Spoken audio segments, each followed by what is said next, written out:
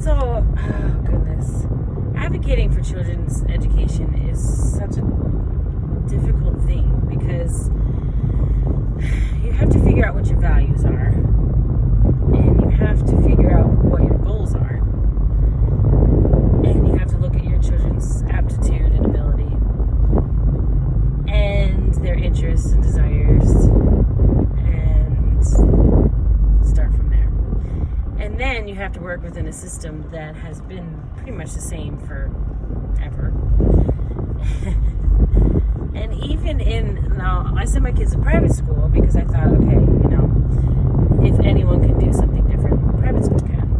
Now, you pay a lot of money for your kids to go to private school. And still in Nevada, they're under pretty much the same guidelines as regular schools. They can do some things differently. Like my kids can skip grades, which they can't do in most schools. And so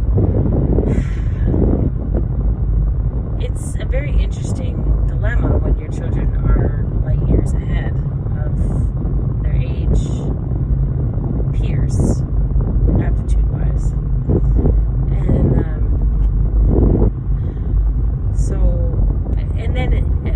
But then I ask myself, does the curriculum that they're doing in school, there's some of it that I value, and there's some that it's just, I feel like is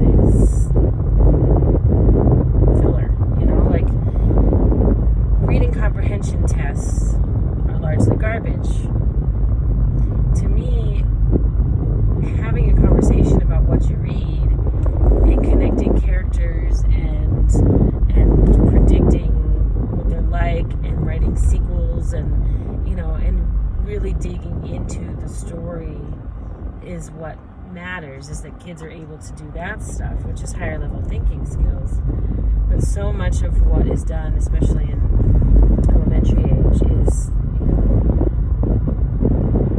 what was the name of the dog in the story? It's like, were you paying attention and remember regurgitated information, which is low level thinking skills. Now they do some higher level thinking skills, obviously, stuff, but there's so much more to learning. So like questioning the curriculum is something too. And in Nevada, they're not going to get away from that.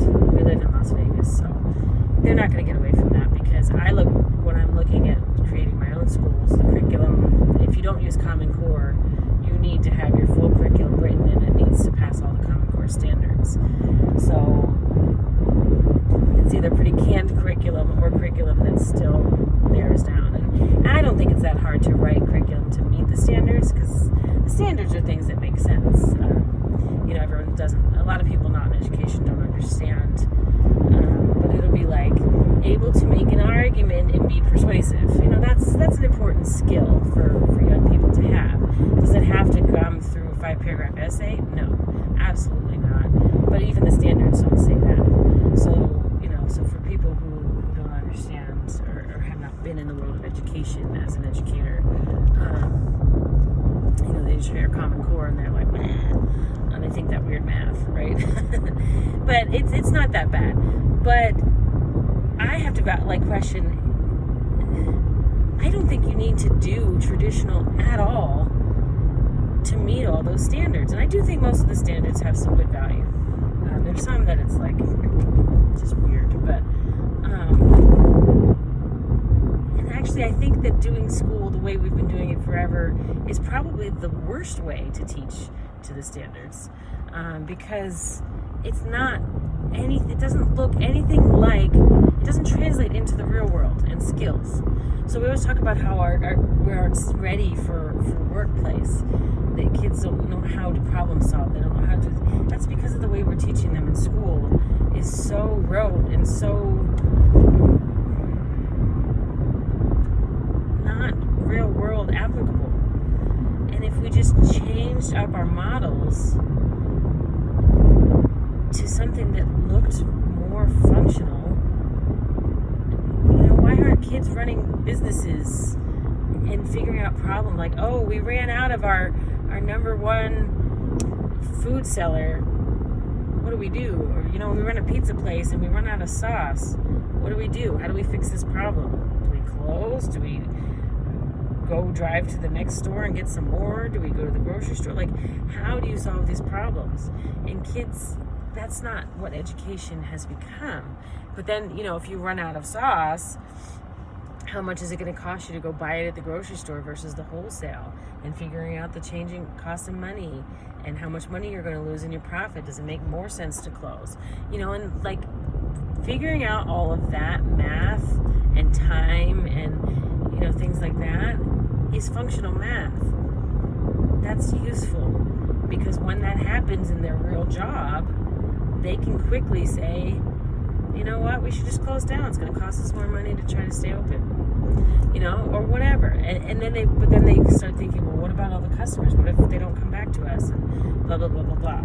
So they start thinking, using their brains.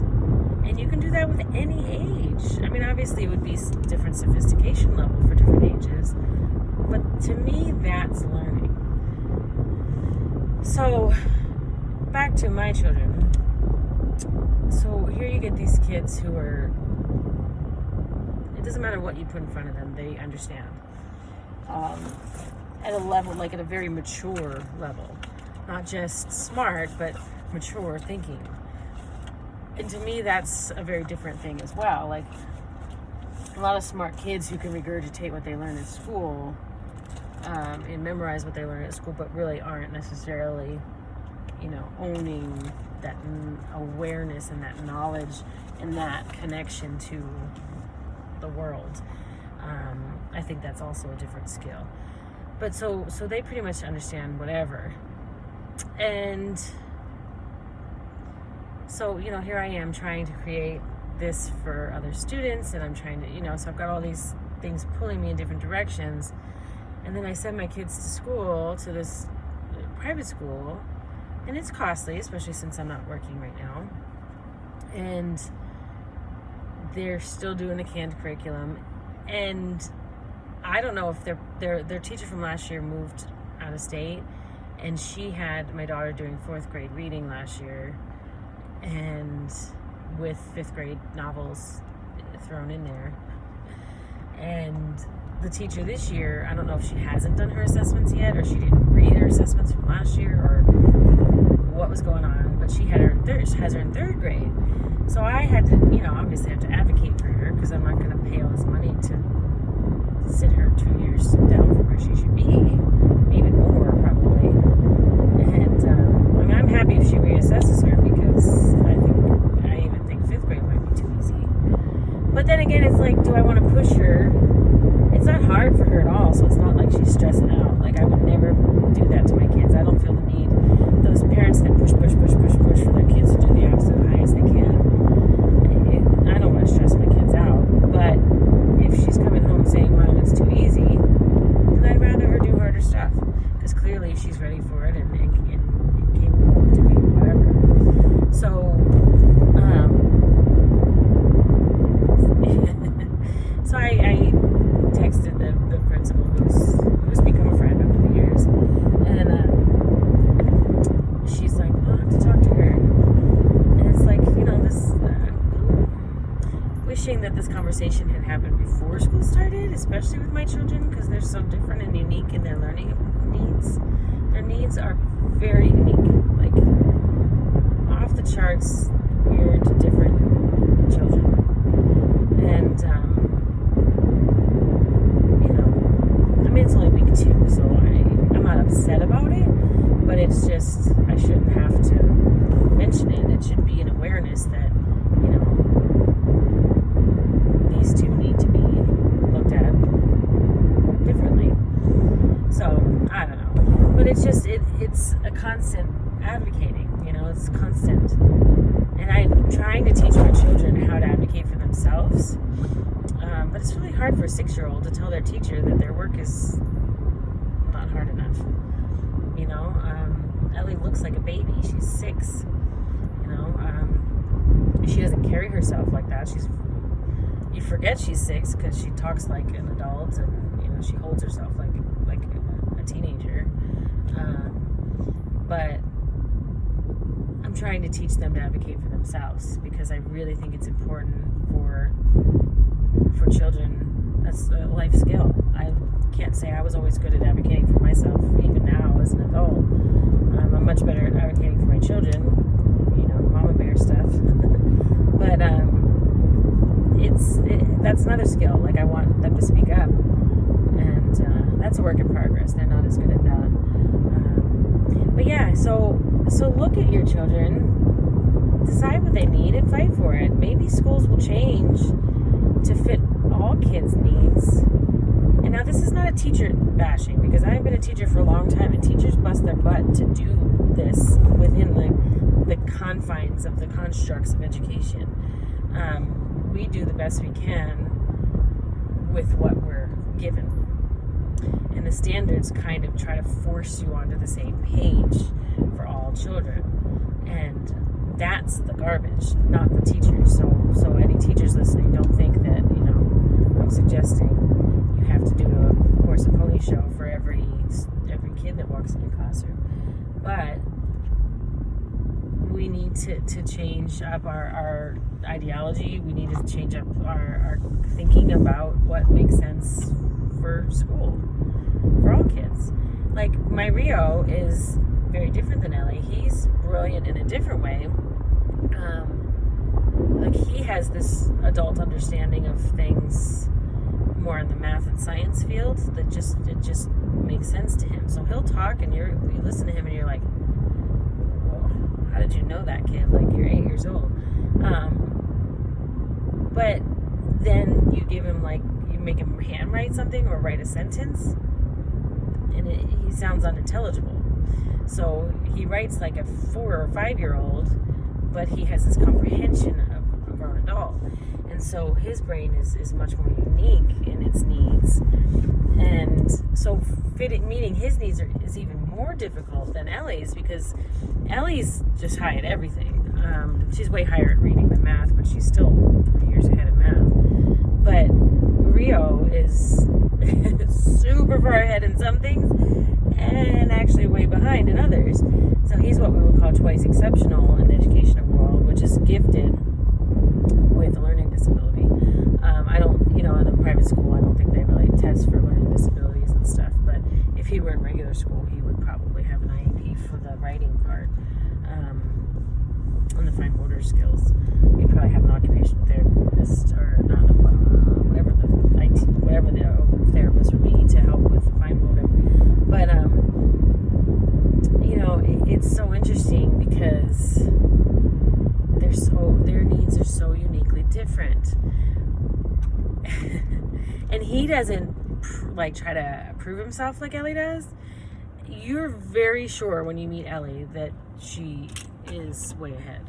Rio, he's quieter, and he kind of has a lispy voice, and so squeaky, and you don't necessarily know that he's so advanced.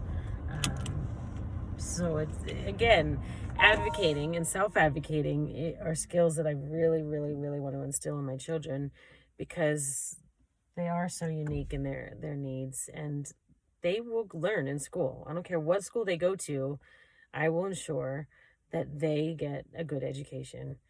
And yeah, it's a fight worth fighting, because that's a given, and I think for so long, we, at least I know my family, we've just kind of been like, oh, well, school's a necessary evil. We have to send our kids to school, but we'll make sure they learn what they need to learn through our travels, through our experiences, through our doing things and science experiments at home and all that. And it's like, that's not how it should be. That just sounds like wasting time, So I'm paying money for the school. They're going to get the best education they can from the school, at least until I don't pay for the school. So I don't know, kind of a little bit of a ramble, but I advocate for your kids. Get to know what their needs are. Be a partner with the school. It doesn't have to be adversarial. This wasn't adversarial at all. I just said, hey, Ellie should probably be in a higher reading class than what Miss Evelyn has her at. And Miss Evelyn doesn't know her yet because she was tutoring last year and she clearly wasn't tutoring my children. So she doesn't know how ahead Ellie is. That's fine. But she needs to now. It's week 2. It's time for her to know where my kid is and move her. And so I didn't say it like that. I was just like, Ellie should probably be in 5th grade reading or 6th grade reading. Can you guys chat about her? That was pretty much it, and yeah, so it doesn't have to be adversarial. Like, don't go in there charging all guns ablaze. Oh, my kid's brilliant, blah blah blah. And if your kid's behind, do the same. I feel like IEP parents, special ed parents, have learned how to push and fight for their children to get what they need in school, and it's worked. They have IEPs, they have meetings, they have all kinds of legal advocates and things like that to help make sure that their kids are getting what they need. And there's nothing on the high end for the gifted kids who are just as special needs, if not more, than most special ed kids. It has to do with the bell curve and the standard deviations away from normal. My kids are at least 3 standard deviations above normal, which makes them as needy as kids 3 standard deviations below, which is like, look it up. That's how needy my children are. And yet there aren't many states. There are a few states that write IEPs for gifted students, but not many. We do have a gifted program here in Vegas, but it's laughable if anything. It's better than nothing. New Hampshire had nothing. They just nothing. No expectations for meeting the needs of gifted kids at all. They're fine because they're smart, which is not how it should be. So enough rambling. I'll talk to you guys later. Thanks for listening.